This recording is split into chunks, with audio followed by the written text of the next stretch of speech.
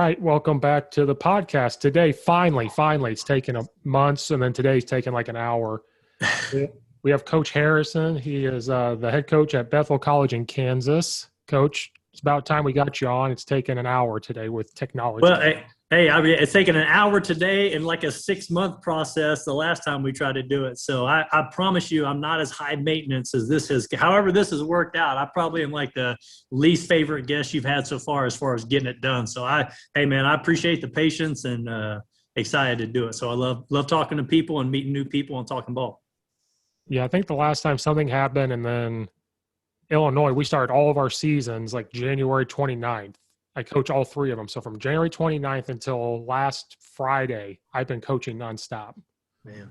Like we had basketball first, then football, and then track. And then when track ended, summer basketball started and summer football started.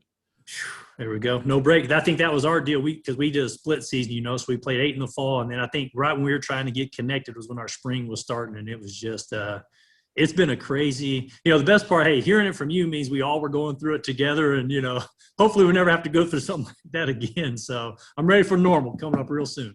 Yeah. This past week was like a dead period where like it's open weight room. We don't have to be there. And I said, I'm getting out and doing nothing for like 4 or 5 days. Yeah, like no cool. Basketball, no football. Then they said, there's a track camp. You want to work? And I was like, no, you guys got it. I don't need to do that. Hey, I think, if I've done anything right, I think people need a break. I think kids need a break, adults need a break, and we take football very seriously at Bethel, but we take breaks, and I think it, absence makes the heart grow fonder, I guess, and so I'm a big believer in that. Yeah, because we saw in the football kids a week ago, like they're just burnt out because, like, Illinois was just, I'm not going to get into politics, but Illinois was stupid. Mm-hmm. It was like January 29th or the February 1st was your first practice. And then you had basketball from then until March 13th, but the first football practice was March 3rd. So they had to pick, or they did both. And then that went on until April, but then like April 12th was track and baseball. Like it was. Well, you talk about kids being burnt out. That's kind of what I felt like. I think our conference, honest to goodness, I think we did it better than anybody in the country. We did, basically they scheduled the fall, but allowed for flex dates. That way, if your game was canceled, you pushed it to the spring, which was great. I mean, we got 8 games in this fall. It was awesome. And some conference schools didn't get as many, but the flip, and looking back, what is it? Hindsight's 2020. But this spring, we were doing like 14 periods, so about an hour-long practice, and it seemed like we never took a break, I guess is the point. And so I think it was the best, given the information we had coming into the fall from the summer. And if everybody remembers where we were at a year ago, it was an awesome idea. I think it was great. But, we lost to the national champion in the playoffs and Lindsey Wilson, and they played all their games in the spring. And, you just wonder, like, did they, that's what you wonder, right? It's not, they were good. They won the national championship for a reason. But, man, those weeks of practice leading into those games this spring, our guys were, we normally practice 20 periods, and by the end we were doing 12 and 14, and it felt like 40 periods. And so I think it was a long year, was the point of that. And we were trying to be very conscious of our kids' time and energy, and we were having short practices, but it was still just long practices, And so anyway, it was burnout was real, I guess, at some point. And so be careful what you ask for. People want to do football year round, and then when we just did it, and it's like, no, I don't know if that's the best thing. So. No, I love coaching. I've done 3 sports for a long time, but this was like the first time where it was like one day I remember going to track in the morning, basketball in the afternoon, or football in the afternoon, basketball in the evening, like one day. And I'm at 2 schools. I coach football at one school and the other 2 at another. Yeah. So I had to change of scenery, but so I walk in, what's your name? Like, I couldn't remember. I was like, what's going on? And that happened this past week, like the last week of football. We're out there doing stuff. I'm like, I'm tired. I'm tired. I love football. I was like, I'm tired of football. I need to sit on the recliner and do nothing. I agree. No, I 100% agree, man. Well, it's like I said, knock on wood. Hopefully we're all back to normal cycle of a year. I hope so, because that's what we got told, which was frustrating, was the summer schedule, go back to normal. That's what was told. Go back to normal. Like, oh, just a drop of a hat, you're back to normal. But yeah, here we go. We're back to normal. So we schedule like normal joint practices, 7-on-7. It's been crazy. And I think I get next week off too, actually. So it's going to be nice. There we go, man. Take a break. That's good. Because the head football coach, he told me, he's like, you are going to get burnt out. Yeah. And I was like, I know, but it's fine. I told him, if I can make it to the end of June, I'll be good. But if I come to football practice and I'm saying basketball terms or track terms, you need to tell me to leave. Yeah, exactly right. I don't know where I'm at anymore. For sure. So you guys are NAIA, right? Correct. Yes, sir. Okay. Because I've talked to a lot of NAIA coaches, and I'm like, you guys still play good football. Because I was talking to somebody about recruiting, because we just saw the money thing that's going to happen. But originally was recruiting was, I used to coach kids that said Division I or bust, Division I or bust. And I finally had to sit them down and say, you're a senior. If they haven't called you, it's not going to happen. What about NAIA? What about Division III? What about Division II? Well, that's not good football. I'm like, you obviously don't watch NAIA football. It's great football. Yeah. And you just described that in Kansas. Like, it just sounds like it's great football that way in that conference. Yeah, the NAIA, it's the problem with, there's no problem, right? NAIA has great football players and great coaches. Our conference just is right now on this surge of success and, full of great coaches and great players. And, what people don't realize is, I'm not going to get the dates right, but so let me use the 80s. I'm going to say the 80s, right? But it was either 70s or 80s, whatever it was. But Pittsburgh State in our state is a Division II, nationally known Division II. Fort Hays, down you get into the eastern New Mexico, the Division IIs down there. Well, in the 70s and 80s, they were NAIA schools. Mm-hmm. Okay, so almost every Division II currently was an NAIA school at 30 years ago, 30, 40 years ago.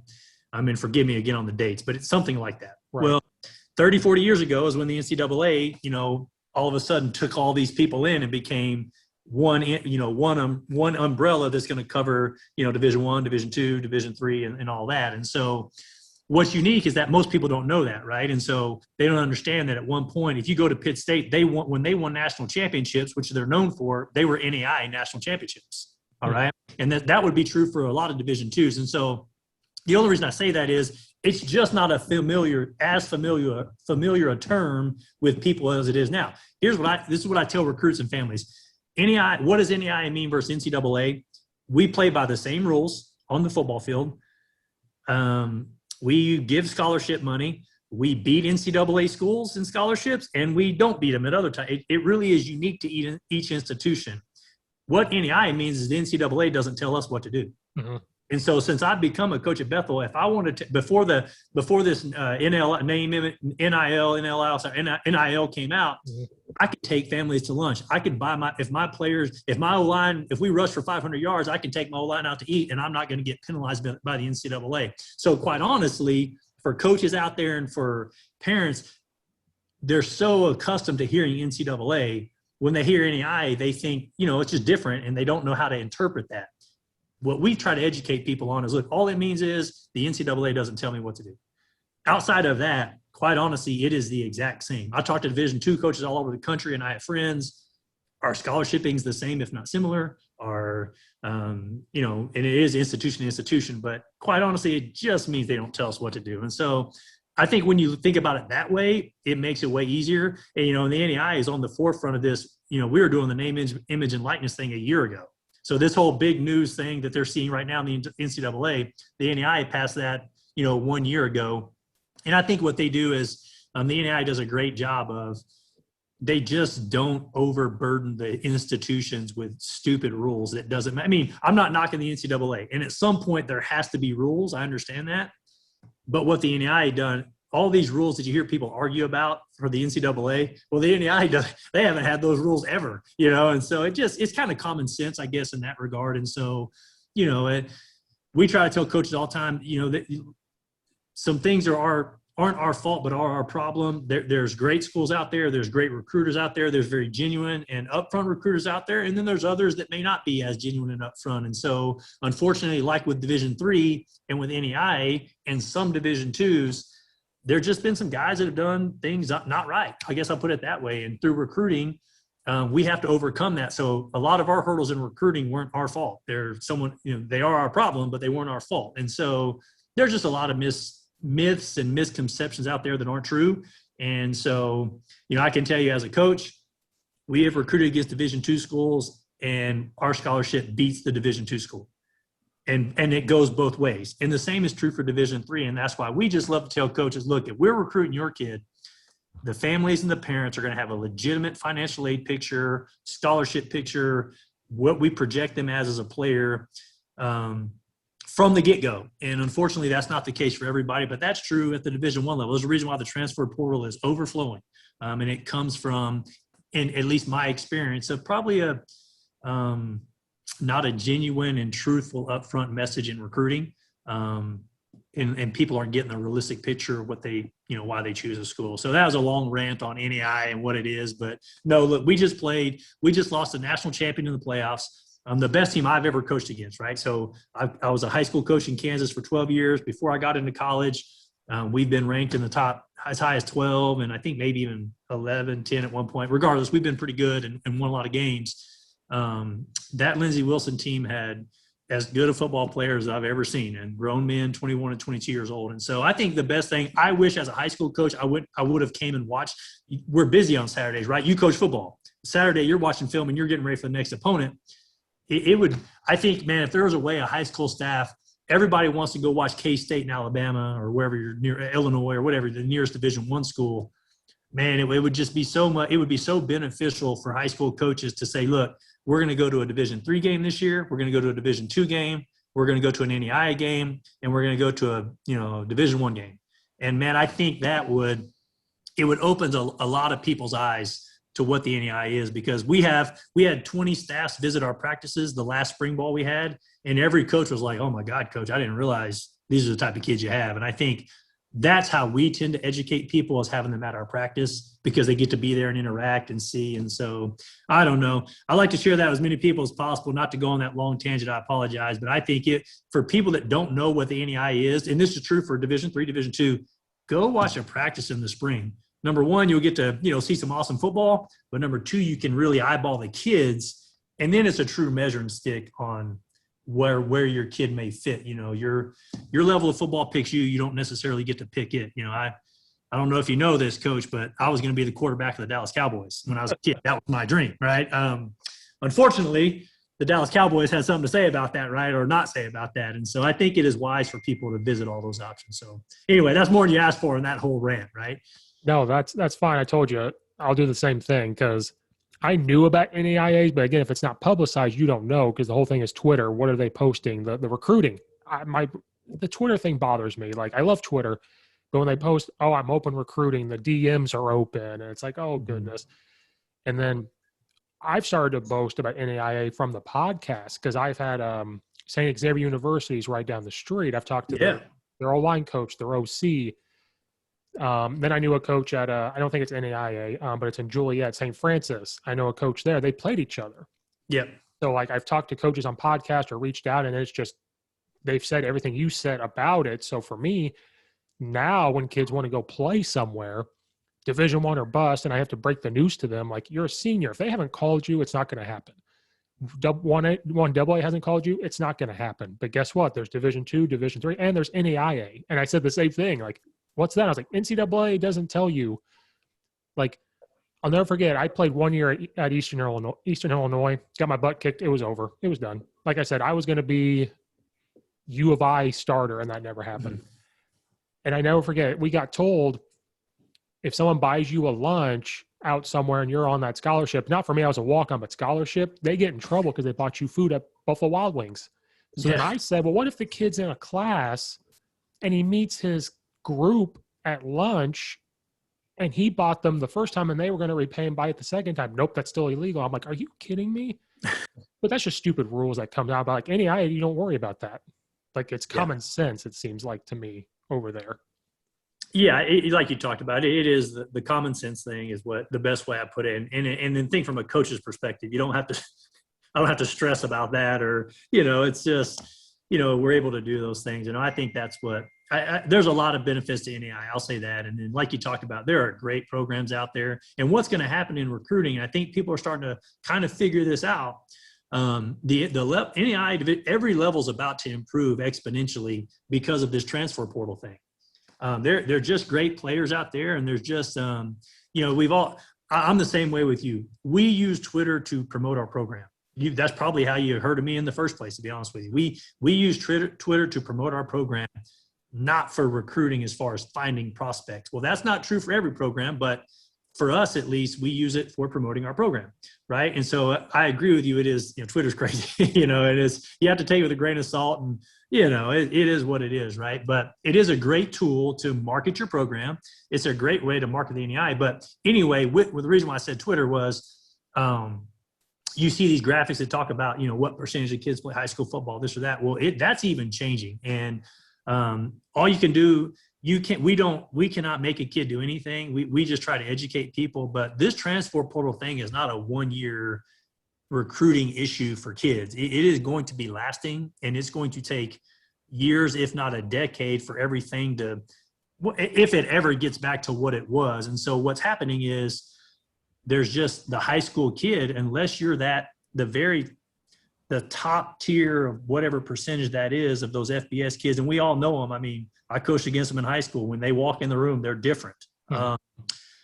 There's just going to be less opportunities at the FBS level. And so it's going to trickle down in a good way to help every level get better. And arguably kids end up where they belonged anyway. Right. And so I don't know. It's awesome. It's been fun for us. We've been very successful in recruiting, and we love the way we do it. We have really good players, and it is a crazy time though for a high school coach, because I think back when I was a high school coach, what would I advise these guys to do? And unfortunately, you can't make reality's reality, and you have to accept that reality. And so for some kids, if some kids just believe I'm either playing at Alabama or I'm not going to play football, and that's okay. My job is to find out who that kid is and not recruit them, to spend time on the kid that is interested and grateful. And so, it's a crazy job, and it's a crazy time to recruit, but even more than that, it's a crazy time to be recruited. And, the hard part is kids are getting advice from guys that played 20 years ago. And even me, my last year playing was 05, and I coached in 06. So that's 15 years ago. Well, think of how much the recruiting landscape has changed in 3 years, 2 years, 1 year, much less 15 years ago. And this is no one's fault, by the way. I'm not taking shots at anyone. The hard part is some people who are just trying to do best by the kids are giving them their best advice and their wisdom and their knowledge. Unfortunately, that's 20-year-old knowledge, and the game is changing every year. And so that, I think for me, that's what's helped me. I don't get frustrated in recruiting. I don't get mad at kids in recruiting. I mean, I just don't. It is hard. I mean, sometimes, and especially as a college coach, you're a stranger. I mean, it's what we are. We're a stranger to a kid and a family, and you have to earn trust over time. And so our kids going to believe us, even though we may know the recruiting landscape better, they're going to naturally believe their dad, uncle, cousin, coach that they've known for a long time. Unfortunately, sometimes that person is giving them 20-year-old advice. And so that's I'm just glad I'm not a recruit right now more than anything. So that's not a shot at anyone. That's just the landscape that we're all in. And it's how to navigate that is, really hard, I guess, is the point. And it is unique to each person, and it is unique to each school. And so that's the challenge that us as recruiters have. How do you overcome those hurdles, and those obstacles, and educate? And it's a two-way street. I have to be willing to educate someone knowing I may not get that kid, but it's the right thing to do. And then on the flip side, that recruit and family has to be open to hearing the truth, not as an insult or a shot at them, as this is where we're at. And so, it's a fun job, I guess, is the point, right? So it is not coaching football. It is a totally different job, so. I think maybe you said it, this COVID thing where they get an extra year on their scholarship. I've talked to college coaches that screwed it up, because now they have to keep that, and they don't have as much opening. So it's like maybe they were recruiting some offensive tackles. Well, now they're all coming back. So it's like, do you really need that now? Do you have the money to do that now? So now you got to tell this kid, listen, you were supposed to come here next year, but now we don't have the scholarship because everybody stayed. So now you've got to make a decision as a kid. Well, now I got to leave. I can't go to the U of I, or I can't go, or Alabama, or wherever. Mm-hmm. Now I think you might see NAIAs blow up. I think you're going to see community colleges blow up, because they might say, go here for a year and then come back. Yeah, yes and no, right? I don't disagree with you, but the problem trickles down to the junior college level, because they have roster limitations too, right? They can't. They have the same roster limitation. And the JUCOs, most of them didn't play. It truly is. I think the COVID thing is a whole nother. So there's this recruiting dynamic we talked about, and then the COVID year is its own animal, which is going to be unique to these 2 years, right? So, yeah. But you were saying, like, is it going to balance it? Because it was crazy before, and then COVID put icing on top of it. And so now it's like, how is it going to balance out? Like you said, it might take 2 years, but with COVID, it might take 3 or 4 years. Yeah, I think three to four. You're right. Yeah, 100% right. Because that's the deal, right? Because even the kid that we're talking about, this kid that maybe was on a Division I depth chart or recruiting board, well, the JUCOs have the same kids, right? And so they just pushed their rosters another year too. So that spot, just because you lost a spot here, you didn't gain a spot here if we're looking at a spreadsheet. So, man, it truly is unique to each. It is unique to each. I think each individual roster is its own roster, and so you can't even lump it all into FBS Division I, FCS Division II, because I think it truly is each institution. Because, for instance, our quarterback was Conference Player of the Year. He is not taking advantage of this year. He's going to student. He could play. Mm-hmm. Going to student teach, and he just wants to be a grown up. I played 4 years. I was just done when I got to that age. I was done, and so that's kind of where he's at. He loved football. He was Conference Player of the Year, 4-year starter, all kinds of records and everything. But he's like, man, coach. He was really excited when he first heard about the extra year. Then he was just like, I just want to teach and start my life, and who can and that's right. So that created a roster opportunity for us at quarterback that. So, and that could be happening elsewhere, I guess is the point. So we used offensive tackle. Well, maybe at University of Tulsa, maybe that tackle just, he just doesn't want to go through the grind. I hate to use that word, but the grind of a season, which is real.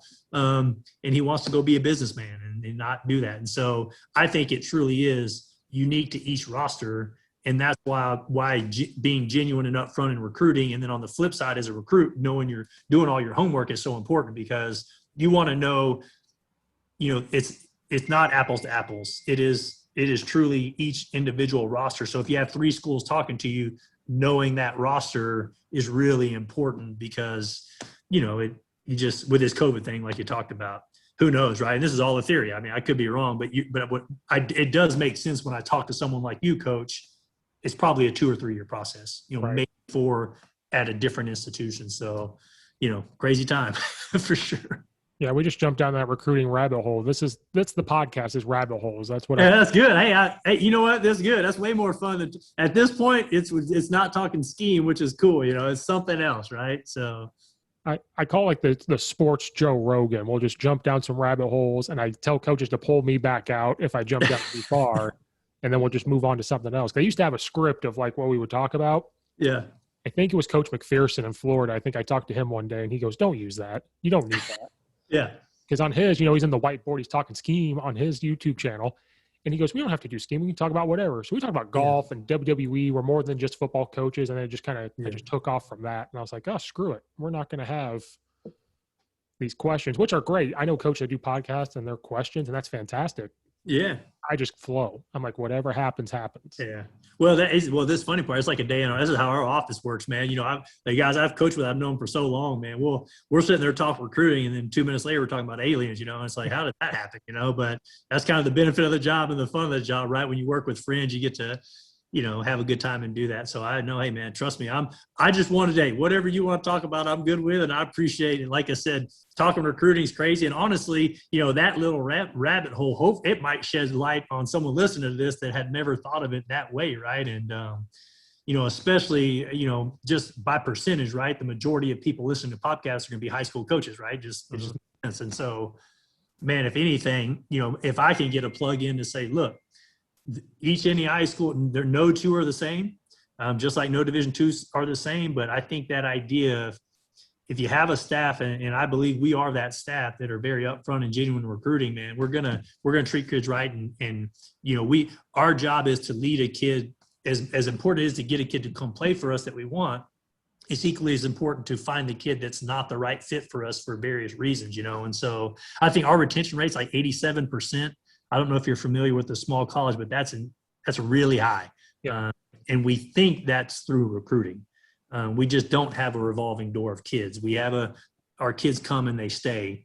There's always issues, and even kids that go to FBS schools their retention. You look at like I said, the transfer portal, but we think is through recruiting. And hopefully, if someone listens to this that don't know us and they only see us on Twitter, singing Father Abraham and putting Peaky Blinder gifts out there, at least they know we do take recruiting very seriously as far as being upfront and genuine. So. Well, that's important. And then when you're like that, even if you don't get a kid, that high school coach can say, well, they were very genuine to this kid. I'm going to send them this kid because that fits what they were looking for. So it's all about relationships that way too. Like every college coach I've been fortunate enough to have on here is kind of the same thing. And it's always the smaller schools. I haven't gotten Division I yet. We haven't gotten that big, but everybody else seems to be very genuine about it. So I told the kids, like, don't just think it's going to be Alabama or whatever. Yeah. I haven't coached a kid that went to Alabama. Never have. But like, don't think it's going to be this or it's going to be U of I trying to turn around. I love U of I. I grew up 20 minutes from campus. Yeah. I turn around like, you may not go U of I. You may not go Northwestern. But look at all these other schools you never heard of that are probably really good at football, probably really good at education, and you'll probably stay there and play 4 years.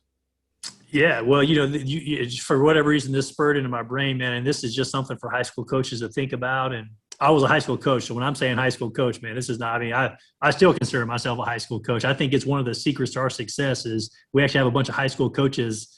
When you're a high school coach, you do everything. You drag the equipment out to the field, and you do it all. Well, so at the small college level, it's the same job. I mean, honestly, it is.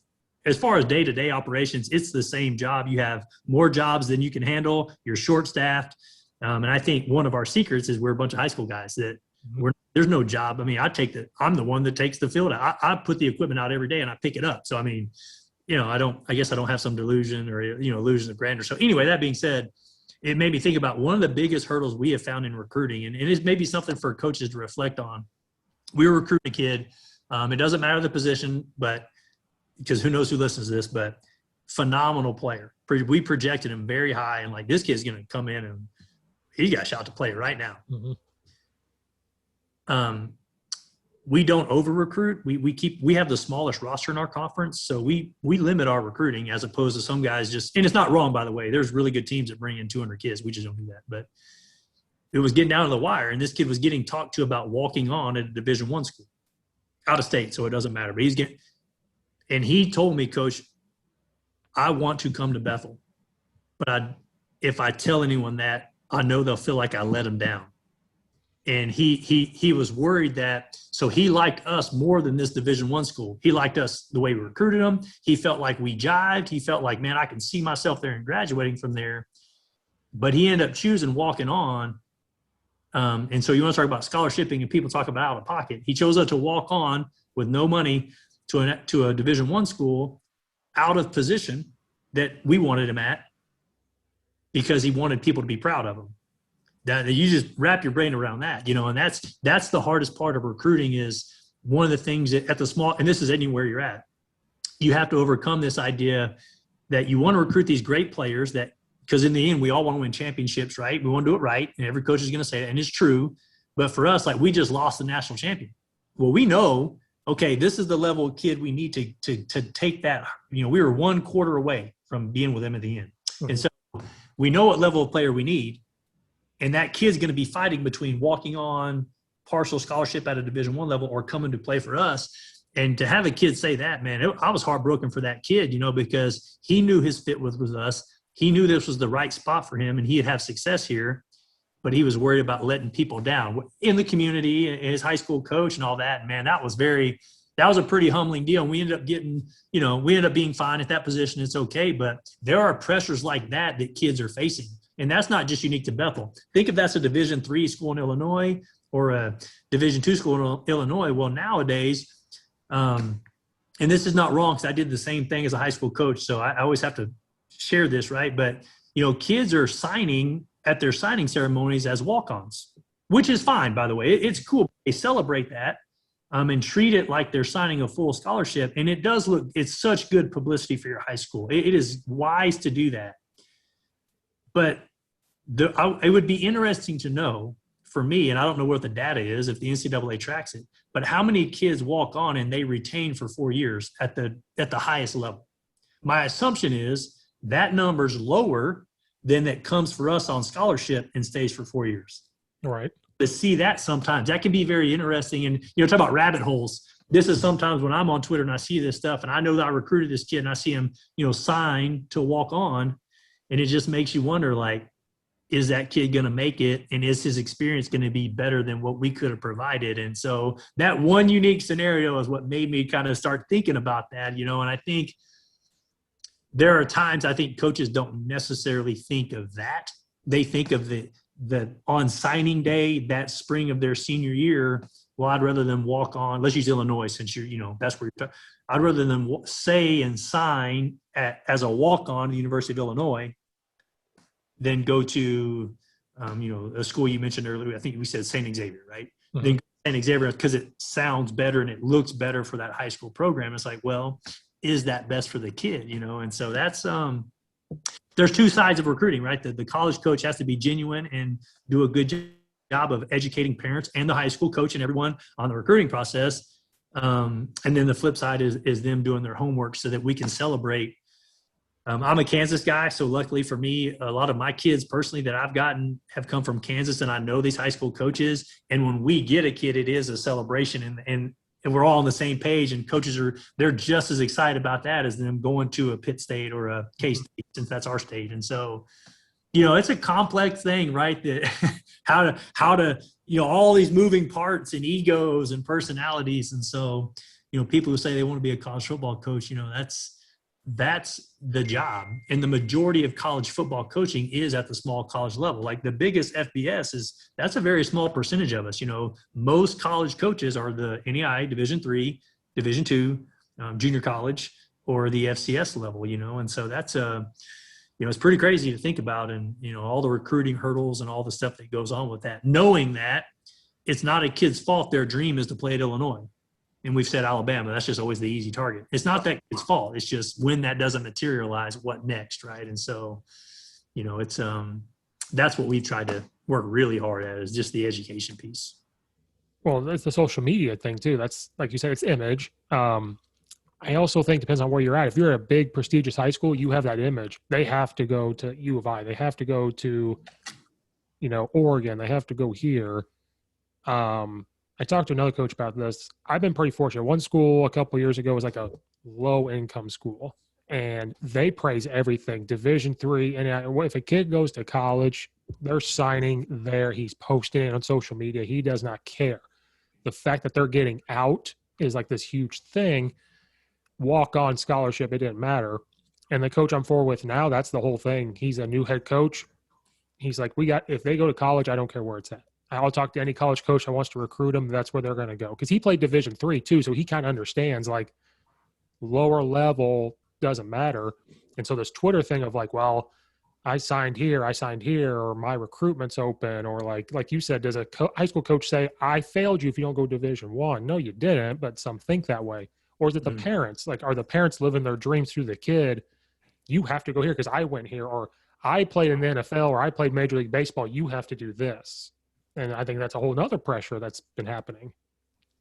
Yeah, no, there's just so many influences, I guess, in a kid's life. And think they're at this age, like, it's probably got outside of marriage, career choice, in the end, whatever that looks like, right? With, we all have that, go through that. Man, picking your school it's top 5 in your life, not counting, it's you stop marriage, kids, career.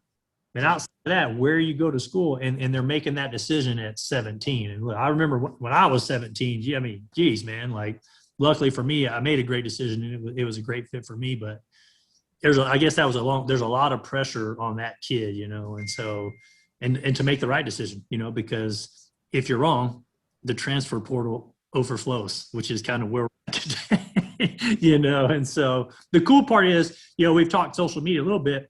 The great part is now, so little Bethel College, right? You would have never heard of Bethel College if not for social media, or at least not in any depth.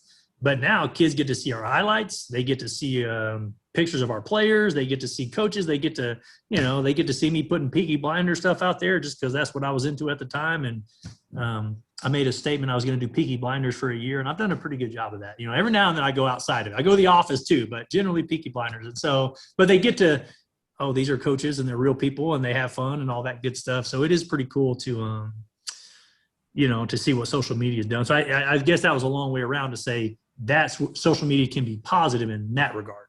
So now that if we were to sign a kid out of Illinois and they pop on our Twitter page, it's like, oh, they can just start, they start scrolling and they can see, okay, they to where a kid can get excited about that. And so, the downside is it's a social media public forum where you can, you get craziness and, there you go. But, but it's Twitter. It's not that serious. That's kind of where we look at it. We just you got to laugh things off and there you go. So.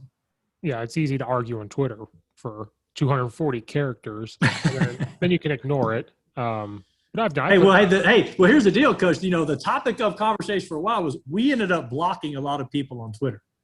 Okay. And we got like a lot of flack from these college coaches in our state for it. Okay.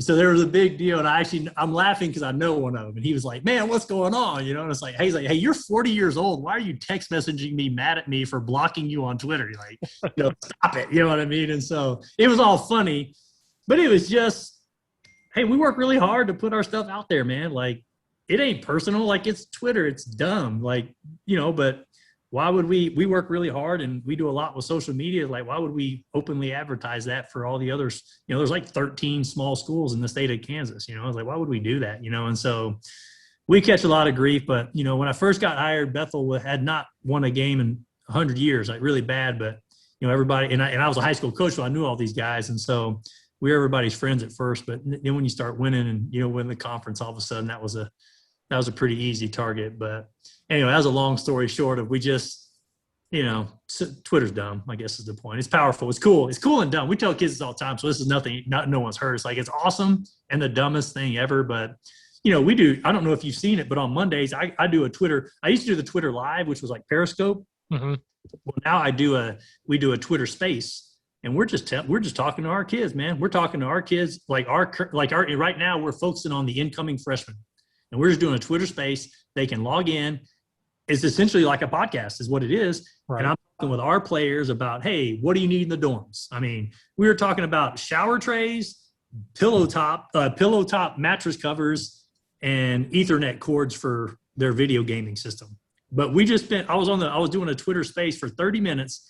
Every one of our incoming players was listening to it. And they got to hear one of our players tell them exactly what they need for their dorm room.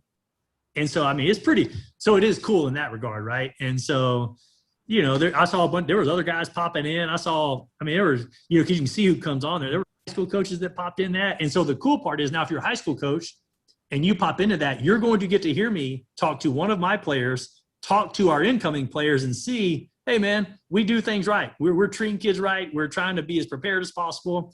We used to have it when over COVID, we were doing that. And you could record, it was recorded and saved. So the bad part of Spaces is it goes away. The cool part is when it was on Periscope, we could send that link to people.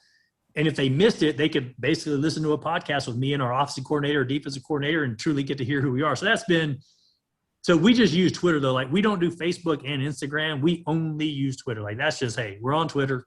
That's what we're on. And so I don't know. It's been pretty cool though. So I don't know if you saw that or not, but like this Monday, we're going to go on at 8:00 and we're going to do something else. We're going to me and one of our players is going to talk about something that these incoming players need. And so I don't know. It's been pretty cool, but like, I didn't get that when I played. So I don't know if that spurs anything, but it's bizarre with Twitter, Well, I think we said earlier, it depends on how you use it. You could use it to argue with people all you want. If that's what you want to do, great. But don't be mad when you do get blocked. Or don't get mad when somebody argues back with you.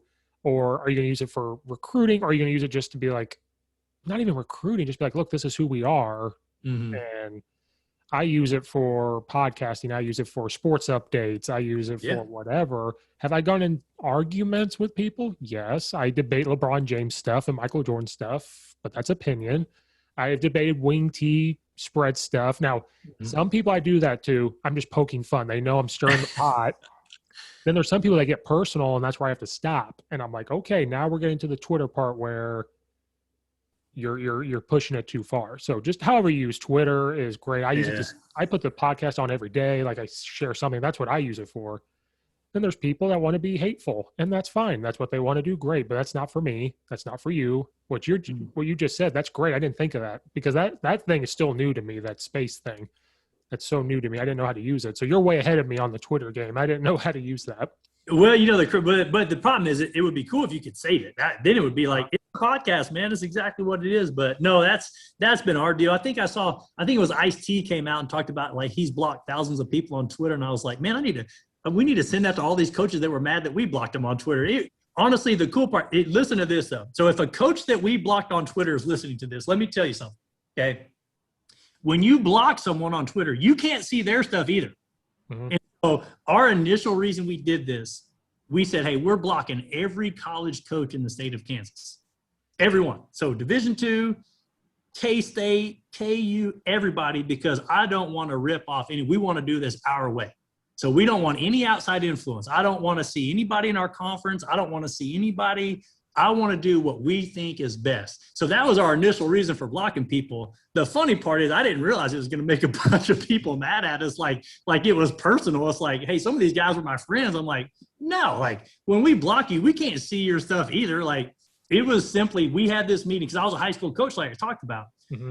Well, when we first started doing this, we, for lack of better words, didn't know what we were doing. We were a bunch of high school coaches that got this job. So we basically, for our first 3 months, we were just doing what we saw, which was like this whole Twitter. We were just basically copying everyone. Mm-hmm. So in June, I got hired in January. So that May, June, I was like, you know what? We sat in my office. I'm like, this is dumb, guys. I wanted to block because I was hearing, hey, did you see so-and-so? My guys were like, did you see this? Did you see that? And I was like, stop it. So we just said, look, we had a block party in the office. The Coach Steve Show is sponsored by the Launchpad Kickoff Tee. If you're a football coach out there, high school, college, NFL, doesn't matter, and you're looking for that edge for your special teams, for your kicker, for the kickoff, onsides, you guys need to go to launchpadkickoff.com. If you have a younger guy trying to develop the kicker, you want the ball to get to the end zone, you need to go to Launchpad Kickoff Tee. This tee gives a coach a strategic options for squib kicks, onsides, everything. It is proven that your kicker will kick off farther. It is legal for NCAA, for high school, okay? The Launchpad Kickoff Tee is a game changer. So if you go to launchpadkickoff.com/CSS to use the code CSS, you can get a Launchpad Kickoff Tee for 10% off. So go to launchpadkickoff.com/CSS. You can use the code CSS for the Coach Steve Show to get 10% off. Also, there's a bundle. You can get one for 10% off. You can go to two and get more percent off. Or there's an option to buy four. If you click the option to buy the 4 kickoff tees, if you like it so much, when you use the code CSS, you'll get the 4th one free. So instead of paying full price for all 4, you'll get 3. So go to launchpadkickoff.com/CSS, use the code CSS, get 10% off, buy 4 to get the 4th one free. This is a game changer, guys. It does more than just hold your balls. Go get the Launchpad Kickoff Tee today to give your kicker an edge for next season. And we just decided we weren't going to look at anybody else's stuff and not allow them to look at ours, and we're going to build what we wanted to build. So that's kind of how it worked out. Yeah, you said block party. Hey, so if you're on this and you were a part of that getting blocked, don't take it personal, bro. My cell phone number is 316-452-1305. There you go. Just give me a shout. It's all good. You know what I mean? So yeah, you said block party, and Twitter might have just heard you and shut the internet down. Like, well, hold on. It was kind of spying. They were like, let's shut it down. Yeah, that's exactly right. So you probably get asked this a lot. You keep saying you're a high school coach. What was the big change for you when you went from high school to college? Because I've talked, and as a head coach, not even an assistant, like I've talked to assistant or high school coach that become assistants. They said the biggest thing was recruiting. They've never done that before, besides like the hallways. Mm-hmm. But to go from a high school to being a head college football coach, no matter what level, what was your big like, oh my gosh, should I have done this? Like the big adjustment? I think initially recruiting, but we learned really quickly. Part of it was this whole, the jokingly about the whole block party thing. But when we stopped, because what do? You just think, well, I've got to do what everyone else is doing, right? You think coaches, they all do this. When we stopped that mindset and said, forget this, have a vision for our program, which we have, and do it our way. That was huge in recruiting, and that changed the game for us, just not pretending to be other people. And I know it sounds funny not to refer back to the blocking thing, but when we just narrowed our focus and said, hey, what do we want to do? And we took all those, we didn't have to see other people's stuff. that was game changing, number one. And then number two, this sounds funny, but our first game ever when I didn't have huddle sideline was like, oh, didn't even think about that, you know? And so our principal at the high school I was at, we were a beta partner for huddle. So my principal's son was one of the lead engineers for huddle. Okay.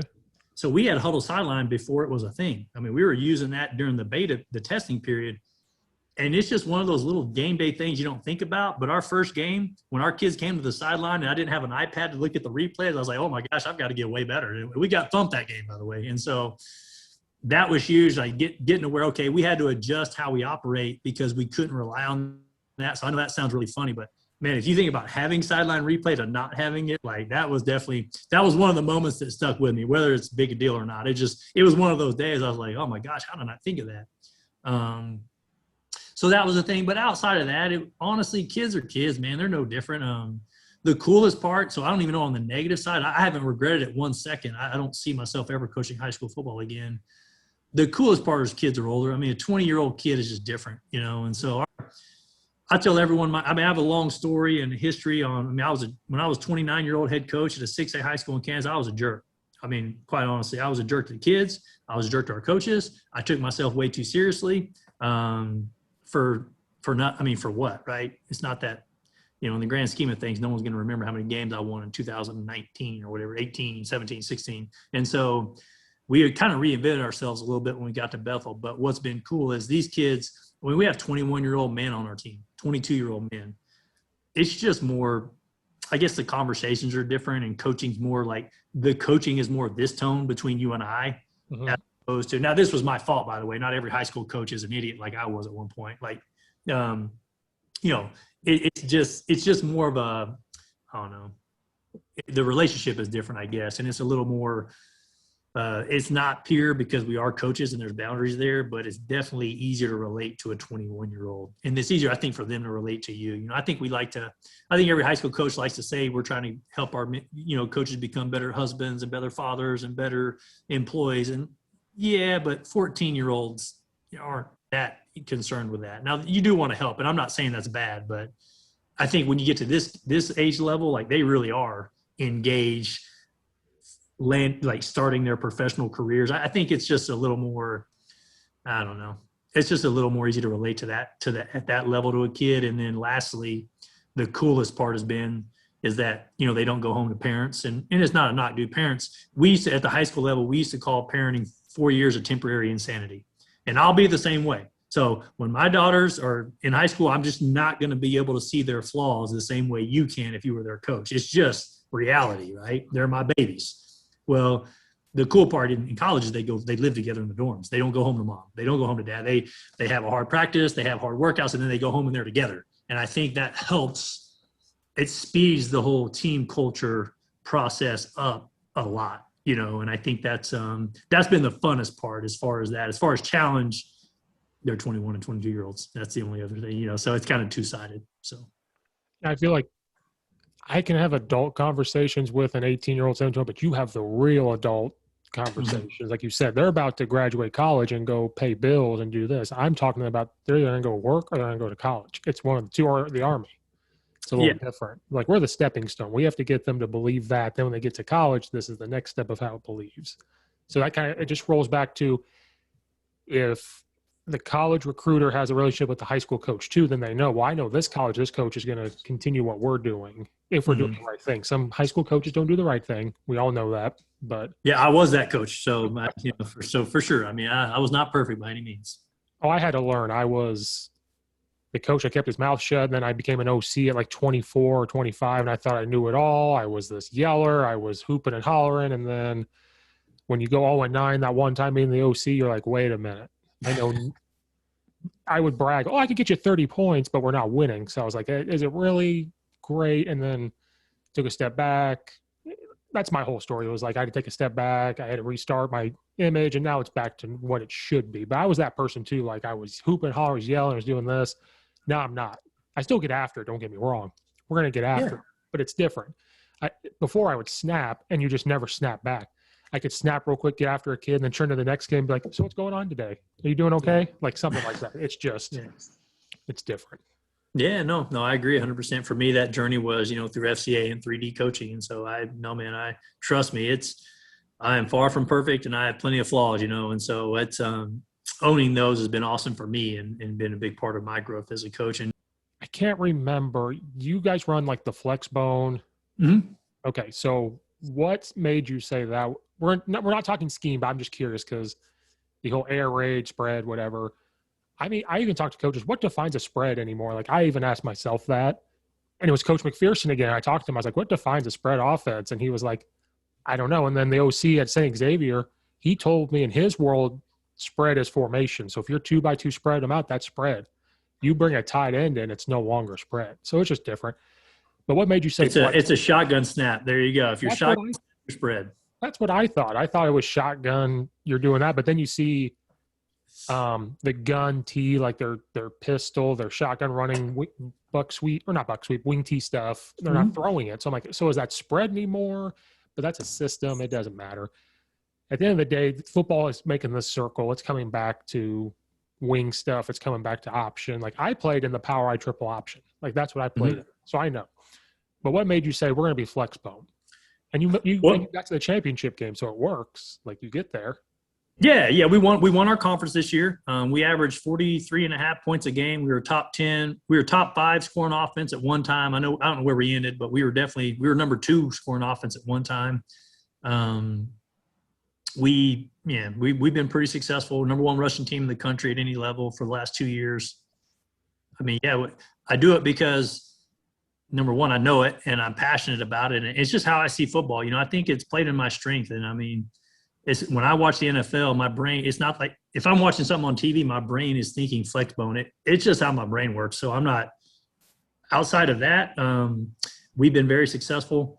I was a spread quarterback. So I was in high school, threw the ball 40, 50 times a game. And then got to college, played a spread quarterback, got moved to flex bone tight end with a coaching change. And we immediately got better with all the same players. And so that was kind of my initial introduction to it. And it's what I've always wanted to do. I mean, I don't know. It's just how my brain works. And I think I just think it's a great offense and explosive. I've been very fortunate, even at the high school level. I've never coached a year that we scored under 40 points a game, from 2016 to now. So I've never been on, I take that back. We were like 36 points a game my first year here. So, but it's explosive and it's, I think it's really hard to defend. And I think I think there's a beauty to it. I think the way the O-line can play and get pretty nasty in there, it's not fun to play against. And so, that's why I like it. And, you talk about the unselfishness, all that stuff, but I also think it truly is when we have 2 dynamic receivers.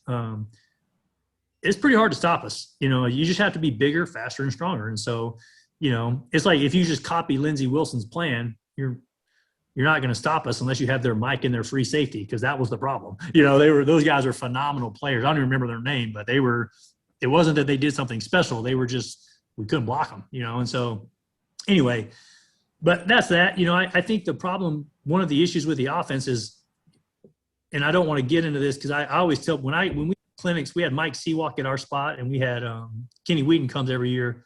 I try to tell people, like, look, this offense ain't for everybody. So there's no reason to get on Twitter and try to convince people that KU needs to run the flex bone. Like, it's just not everybody wants to do this. One of the issues is if a coach gets a job at a school that's not very good, what do? They run flex bone. Well, they already weren't very good. And so it's kind of this offense has got associated with that, where you do it with bad players. Well, I ain't ever done that because I've only had good players. I've only had dudes. I've only had guys that can run. And we've been lighting people up since 2016. And so I don't mean that sounds very arrogant. I'm not trying to put it that way, but it's no different. I mean, there are great spread teams. I mean, just great spread teams out there that score. And we have them in our conference. I mean, phenomenal coaches with great players. Well, we have those great players too. Our offense would be explosive no matter what we did. There are some, obviously I favor what we do because we can bring in the O-lineman that can be good at it, but that's a whole nother story. But that's why I do it. And so it's just not for everybody, I think. But so one of the issues is that, right? This idea that, well, if I get a bad job, what people consider a bad job, I'm going to run flex bone. Well, that's not the offensive fault, man. You're not going to be good no matter what you do, potentially, right? Or you're going to struggle. That sounds really bad. You're going to have to have a different plan. And so I think that's one of the things that's kind of stopped the flex bone from being even more popular. But, is that.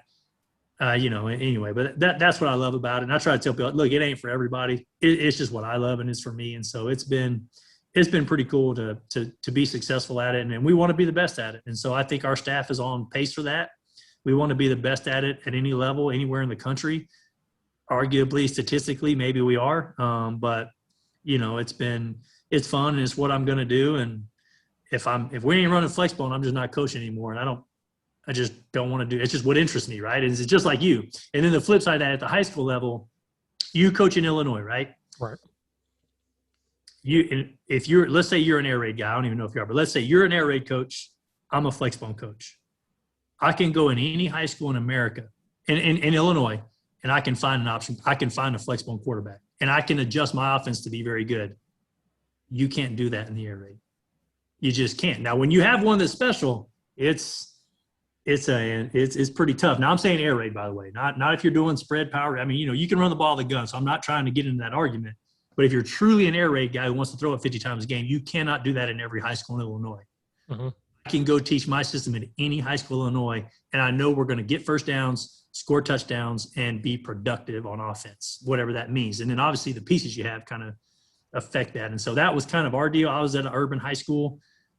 It was easy to find a quarterback every year. And that was my mentor that I learned from. He was an air raid guy, and he went to Flexbone for that reason. Because when he had a quarterback, they were top 3 in the state every year, or when they had a quarterback. But when they didn't have a quarterback, all of a sudden they couldn't win 3 games. When Flexbone, we've won 90% of our games over the last since 2016. I think we're like 90% wins. So, and with different quarterbacks all the time. Yeah, you're half right. I'm just a fan of the air raid passing. I think it's very simple to me. But yeah. I'm the person that's like, well, how do I put this? I'm a person that's like, if you look at your team and you go, man, we got big linemen, we got a tight end, we can run the ball. You better run the ball somehow, some way, whether it's pistol, spread, or in shotgun to run it, Flexbone, you better run it. If you come in and you go, man, I've got these track kids that are really fast, my quarterback can throw the ball for 12 yards on easy enough, you better throw it. That's what I think. Where you got some coaches like, we're just doing this. And in high school, like you can recruit kids to be like, I can do this. In high school, they're like narrow-minded of like, this is what we're going to do. And never change. Yeah. Even, and I'm going to talk about it a little bit. Wing T guys are the same way to me. Like, oh my gosh, you have this speed. Why don't you just throw it once or twice in my world, in Illinois? Nope. We're going to do this. We're going to do this. And then now what you're seeing is kids are leaving high school and going to the high school across town because they're getting mad with that. That's just my world of like going back to what you said earlier about coaches not adapting to recruiting. We have to adapt to different things. There's more than one way to skin a cat. Mm-hmm. I'm learning how to do buck sweep stuff all over again because we're going to run the ball. I have to go back and relearn that. So I'm friends with Flexbone guys or Wing T guys because I want to learn, like, how do you guys block this? How do you block this? If we go this, how do you block this? Instead of getting on Twitter and arguing with people about how it's stupid to throw the ball, how it's stupid to do this, I'd rather be friends and learn. And if it works for you, it works for you. I love the Flexbone. I like watching it. I don't know if I want to coach in it. I like being in shotgun, but that's just me. Mm-hmm. But I love the Flexbone. I understand the option. If I can incorporate that into a spread look or a shotgun look, I'm going to do it. And that's just me. I'm stupid simple that way. Yeah, well, what you talking about, it's adapting and evolving. And, for us, evolving isn't like changing our formation or changing shotgun stat. For us, evolving is what defenses are we seeing? How do we need to evolve our techniques to make sure we're, so we don't get stubborn that way. So what's weird is our evolving doesn't look like it is, even though we are adapting year to year and evolving the offense, But what you talked about, my offensive coordinator and running backs coach, we drove down to Tulsa and we met with Dub Maddox. So we met with Dub Maddox for about a little over an hour. Our offensive coordinator has been in constant contact with him, and that's how we're evolving. Dub's obviously doing great stuff, and he's pretty popular across the country. We're saying, okay, what are you doing really well, and how can we incorporate that into what we do to obviously, simplify our game? And so what we are doing, we love how we run the ball. We think we have a great system to, be successful at that. And so it's like, okay, so what's the missing element? We were number 1 in the country in pass efficiency last year. So number 1 in the country by a long shot. I think we threw 17 touchdowns and 5 picks. But if we can evolve that, these areas of the field, like how do you attack areas of the field? And so your offense, wing T, gun, dude, there are so many great coaches out there. Look, it don't matter. That's why when I see people argue on Twitter, I just laugh like, bro, it doesn't matter. Like I like Flexbone, you like wing T or gun. Well, it doesn't matter. if you have a way in your system to attack every area of the field, who cares? It doesn't matter. And your kids will know that, and they'll be, as long as they understand that. I do think kids haven't changed, but we teach the why. Our kids know the why. If you come in, our kids know a lot more about Flexbone than a lot of Flexbone coaches, because we do teach the why. And so for us, I'm looking at this whole thing. We want to attack every area of the field. And that's kind of what we did this offseason. And it's going to be interesting to see if we can improve on a pretty big year offensively. And we think we can. And not even points per game. It's just about winning and the threats and how we get defended. So maybe we may not average 43 points or 46 points a game this year, but if there's the threat to attack every area of the field and we win more because of it, that was a huge success for us. And so it's not all about points per game. It is funny that you talk about people arguing about schemes. Like, I don't comment on that stuff because we teach our kids, just like me. We don't get in Twitter arguments because we're grown men, but it's like, hey man, it doesn't matter. Like, that's the cool part about coaching. You get to do whatever you want. Like, right. Like, I didn't used to get into the arguments, but I might stir the pot just because I knew what was going on. Now I might just go, if someone says something, I might be like, oh, inside zone. Like, that's all I'll say. Like, oh, just run inside zone or something. And they know, like, Steve, shut up. Like, you're just, or like Coach Albaugh, who does the Chief Pigskin. I know him in Illinois. I might do that to him. Like, oh, you mean inside zone or wide zone? Or I go on his live YouTube and I might type in there, oh, you mean spread. And I'm just stirring the pot. Like, it's in good fun. Then there's some people out there that say, that our wing T coaches, like, oh, spread teams are soft and this is that. I'm like, okay, now we're getting a little crazy because they're not. Or like air raid teams saying wing T's are boring. And I'm like, yeah, but if you're scoring 46 points a game, that's the whole point, right? Yeah. The air raid's supposed to score points. Well, we live in this world, like, people identify, like, they attach what they do to who they are or whatever. I don't know how to say that right, but it's like, hey man, like, I just love Flexbone. I don't care if anyone else likes it. Like, I really don't care. So it's all good, and it's the same way the other side. And I personally, even at the high school level, the teams we were competing with were very good spread teams and great coaches. And so, man, I have a respect for them, and I think they respected us because we played in these great matchups. Well, the same is true in our conference.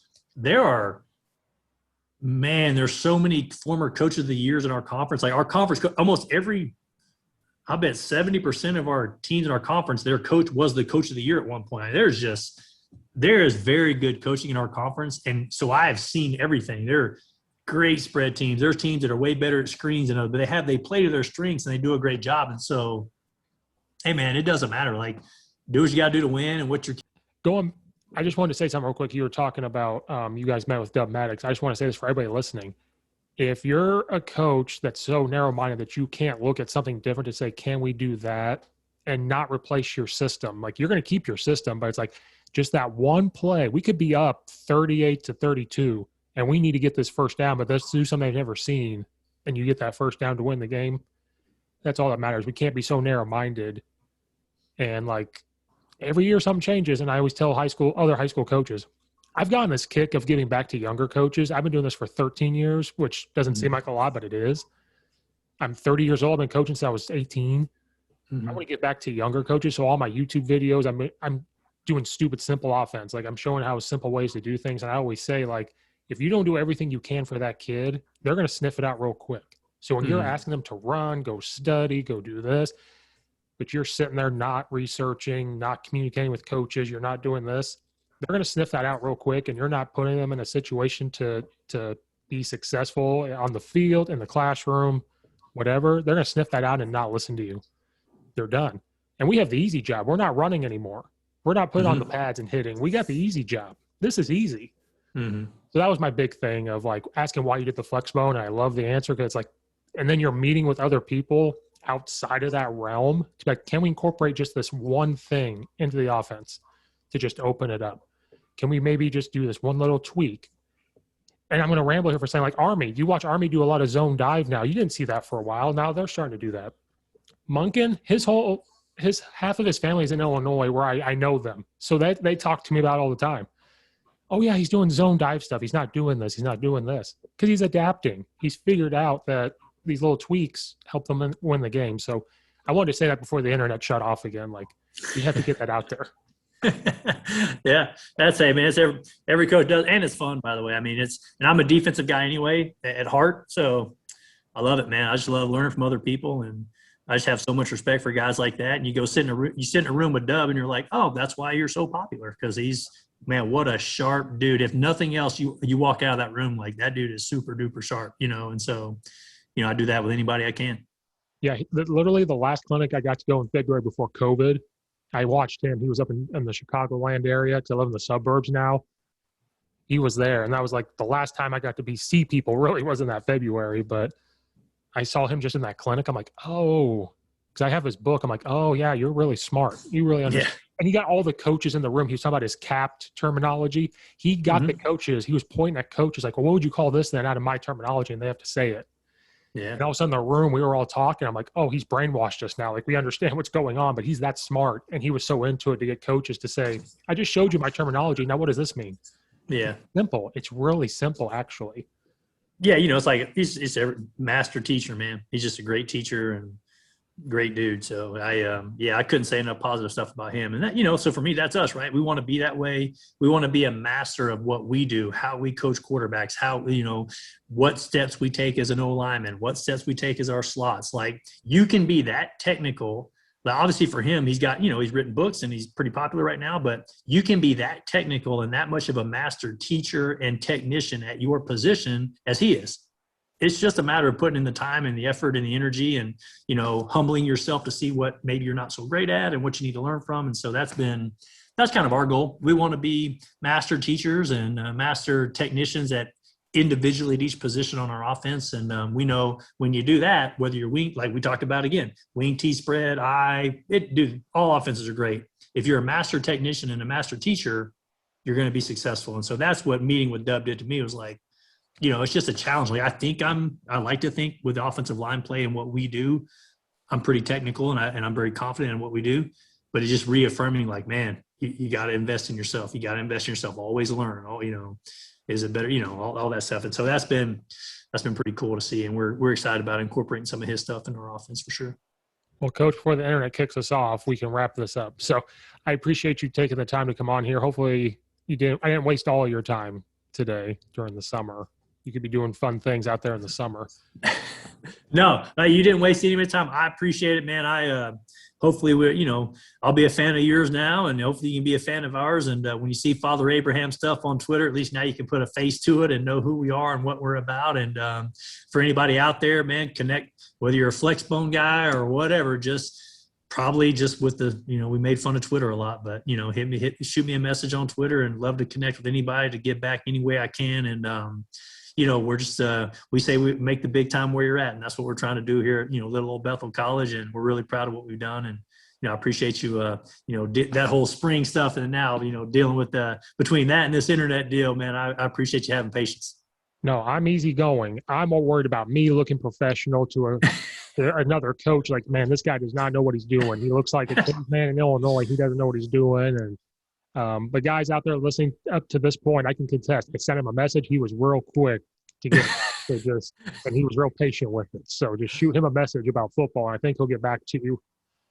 As long as it's not air raid, it cannot be. Exactly right. Don't come at me with any shotgun snap nonsense. You can go with Coach Steve for that. You can come to me about what we call big grown man football. I don't want any shotgun snap nonsense. All right, Coach. Thank you guys, and thank you guys for listening. Go check them out on Twitter. I'll retweet them all the time now, all the time. I appreciate that, bro. Thank you, man.